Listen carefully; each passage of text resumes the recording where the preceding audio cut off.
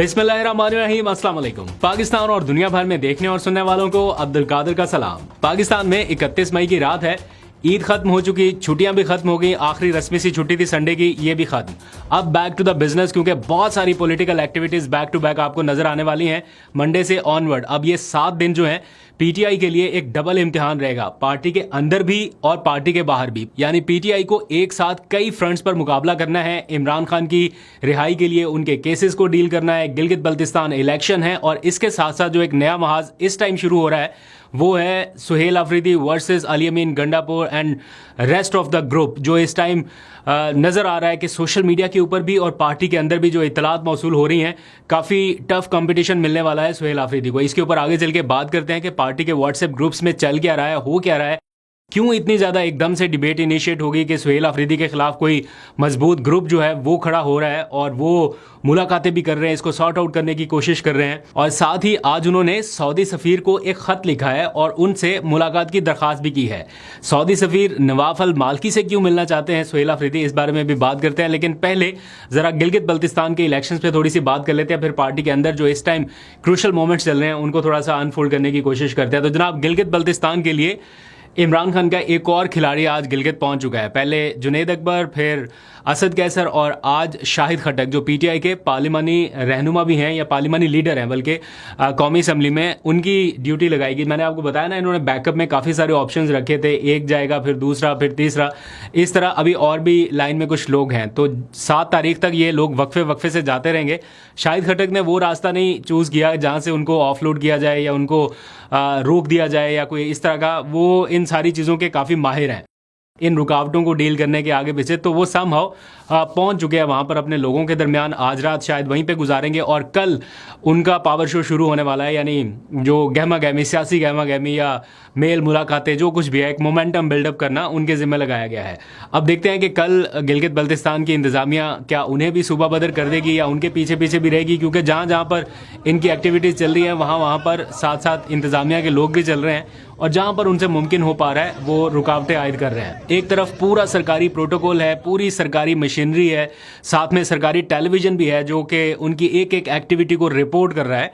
लेकिन दूसरी तरफ पीटीआई है जिनको ना तो सरकारी मीडिया के ऊपर, ना नेशनल दूसरे प्राइवेट मीडिया के ऊपर उस तरह से पजीरा ही है, बल्कि एक्टिविटीज़ को भी महदूद करने की कोशिश की जा रही है। कुछ फीडबैक जो हमारे पास भी आ रहे हैं, कमेंट्स भी वहाँ के लोग कर रहे हैं, वो भी बताते हैं कि काफ़ी टफ हालात का सामना उन्हें करना पड़ रहा है। लेकिन इसके बावजूद पीटीआई जिस तरह से मोमेंटम बिल्डअप कर रही है वहाँ पर, वो काबिल तारीफ है। खासतौर पर गिलगित बल्तिस्तान के अवाम और वहाँ के नौजवान जिस तरह से अपना एक जोश जज्बा जाहिर कर रहे हैं, वो बता रहे हैं कि वो चाहते हैं कि इस प्रोसेस में वो पार्टिसिपेट करें और शफाफ तरीके से उनको रिजल्ट्स मिल सके। एनीहाउ, देखते हैं आगे चल के क्या होता है। आज मैं एक हुकूमती रहनुमा का खिताब सुन रहा था सरकारी टेलीविज़न पर। डॉक्टर इबाद हैं, मेरा ख्याल है इंजीनियर अमीर मुकाम के भाई हैं, वो वहाँ पर पहुँचे गिलगित बल्तिस्तान में और वहाँ के लोगों से वो वादे कर रहे हैं जिससे सरकारी टेलीविज़न नशर कर रहा है। और वहाँ पर वादे क्या किए जा रहे हैं पानी की स्कीमों के हवाले से कि आपको पीएसडीपी प्रोग्राम में शामिल किया जाएगा। पीएसडीपी मतलब पब्लिक सेक्टर डेवलपमेंट प्रोग्राम, विफाक के तहत जो चलता है, जिसमें विफाक मुआवनत करती है।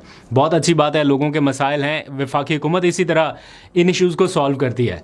लेकिन साथ ही जो पीटीआई के मुजम्मिल असलम हैं, वहाँ के खैबर पख्तूनख्वा हुकूमत के ख़जाने के मामले को देखते हैं, उन्होंने बड़ा एक दिलचस्प कमेंट किया। वो कह रहे कि अपने हलके के लिए या खैबर पख्तूनख्वा में ये हुकूमत से, विफाकी हुकूमत से कुछ नहीं ले सके और टोटल जो पूरे सूबे को पब्लिक सेक्टर डेवलपमेंट प्रोग्राम के तहत रकम मिली है वो सिर्फ 55 करोड़ रुपए है। अगर आप एक लम्हे के लिए विफाकी हुकूमत की जानिब से पंजाब को मिलने वाला पीएसडीपी और केपीके को मिलने वाला पीएसडीपी फंड अगर देख लें तो आपको अंदाजा होगा 55 करोड़ रुपए से सूबे का क्या ही तरक्याती काम चल जाएगा, कितने की तरक्याती मंसूबे हो जाएंगे। जब ये मिला था 55 करोड़ रुपए का फंड, तो वो कुछ लोग कह रहे थे कि ये भी वापस ले लीजिए, ये क्या हमारे साथ कर रहे हैं आप। सिर्फ 55 करोड़ रुपए, वो भी फेडरल गवर्नमेंट दे रही थी एक सूबे को। तो 55 करोड़ रुपए में तो कोई एक आध सड़क बनाए ना, तो उसका तखमीना लागत इतना लगा देते हैं कि जनाब, क्योंकि एक आध प्रोजेक्ट ही आजकल तो 1.5-2 अरब रुपए की मालियत का लगता है। तो अगर खाली सिर्फ 55 करोड़ रुपए विफाकी हुकूमत रख रही है तो ये सूबे के लोगों के लिए क्या था, मुझे समझ नहीं आई। लेकिन बहरहाल ये हुआ। तो देखते हैं कि गिलगित बल्तिस्तान के लोगों की किस्मत में क्या आता है। अब आगे चलते हैं जरा पीटीआई के एक और महाज की तरफ बात करते हैं।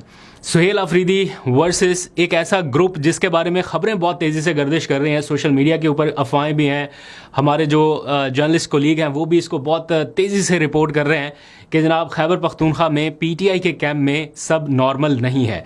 उसकी वजह ये बताई जा रही है कि एक ऐसा ग्रुप जो है वो सर उठा रहा है जिसको सपोर्ट कर रहे हैं पार्टी के अंदर के ही कुछ लोग, और वो सुहेल अफरीदी के अगेंस्ट एक अच्छे खासे नंबर्स में इकट्ठे हो रहे हैं। अब इस सिलसिले में पीटीआई खैबर पख्तूनख्वा की पार्लिमानी पार्टी का आज होने वाला जो इजलास है वो बहुत अहम होगा। जब ये व्लॉग मैं रिकॉर्ड कर रहा हूँ तो ये इजलास चल रहा होगा या तकरीबन ख़त्म होने वाला होगा। अभी तक की ताज़ा तरीन रिपोर्ट्स के मुताबिक सुहेल अफरीदी इस पार्लिमानी पार्टी के इजलास में अपनी अददी अक्सरियत साबित करने में कामयाब रहे हैं, और ऐसे बहुत सारे लोग जिनके बारे में ये दावा किया जा रहा था कि वो नहीं आएंगे या उनके साथ नाराज़गी है, तो ऐसा लग रहा है कि सुहेल अफरीदी के उनसे राब्ते काम कर गए हैं और वो इस इजलास में पहुँच गए हैं।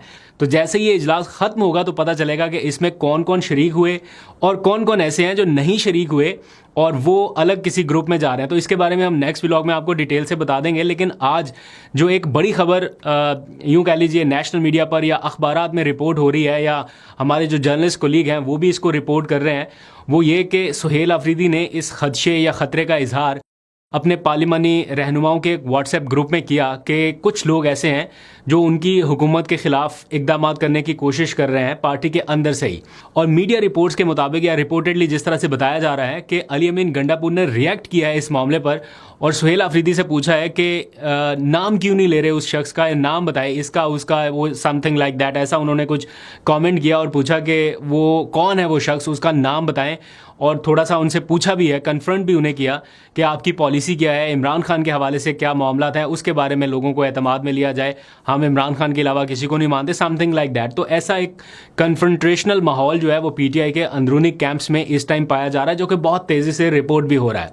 इसको फर्दर भी वेरीफाई करने की कोशिश करेंगे कि वाकई ऐसी कोई क्रूशल किस्म की सिचुएशन है पीटीआई कैंप में कि सुहेल अफरीदी को काफ़ी भागदौड़ करनी पड़ रही है, क्योंकि अगर ये ऐसा है तो इससे ऑब्वियसली आने वाले दिनों में जो इमरान खान के केसेस हैं वो बहुत ज़्यादा इफेक्ट होने वाले हैं, क्योंकि मंगल के रोज़ उन्होंने अडयाला पहुंचने का ऐलान कर रखा है कि एक दिन के बाद ही, कि जनाब कल तो मंडे है और उसके बाद फिर अडयाला शोडाउन भी उन्होंने करना है, और उसके लिए उन्हें जब तक सपोर्ट हासिल नहीं होगी सारे एमपीएस की तब तक मुश्किल है। इमरान खान साहब ने एक बार कहा था कि मेरी पार्टी को बाहर के लोगों से उतना ख़तरा नहीं होगा जितना अपने अंदर के लोगों से ख़तरा हो सकता है। यानी अगर पार्टी को कोई ख़त्म करने की कोशिश करेगा या नुकसान पहुंचाने की कोशिश करेगा तो वो पार्टी के अपने अंदर के लोग होंगे, और ऐसा लग रहा है कि ये बात उनकी किसी हद तक दुरुस्त है। अगर तो सुहेल अफरीदी को मजबूत करना है या पार्टी को या पीटीआई को इटसेल्फ मजबूत करना है, फिर तो अली अमीन गंडापुर को और सारे एमपीएस को उनके पीछे उसी तरह खड़ा होना पड़ेगा जैसे 92 वोट देके उनको वज़ीर आला मुंतखब कराया था।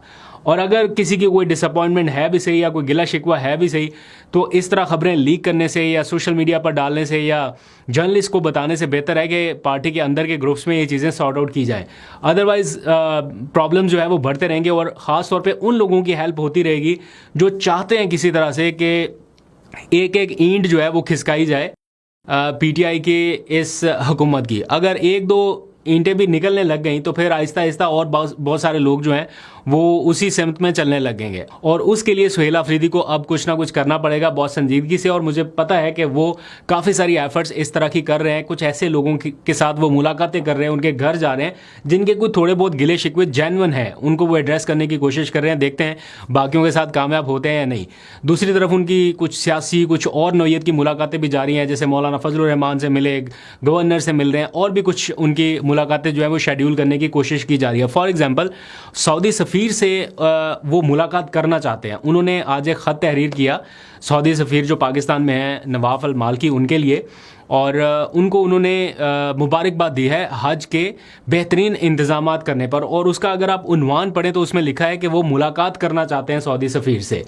अब क्या खालिस्तन महज यही मामला है कि उनको वो मुबारकबाद देना चाहते हैं, या कुछ हो रहा है, क्योंकि इसमें उन्वान में भी लिखा गया कि वो उनसे खसूसी मुलाकात करना चाहते हैं और नीचे लिखा गया एंड पे कि जो भी कन्वीनियंट टाइम हो म्यूचुअल अंडरस्टैंडिंग से वो तय किया जा सकता है, ताकि वो पर्सनली मिल के उनको उनका शुक्रिया अदा करें हज के बेहतरीन इंतजाम करने पर।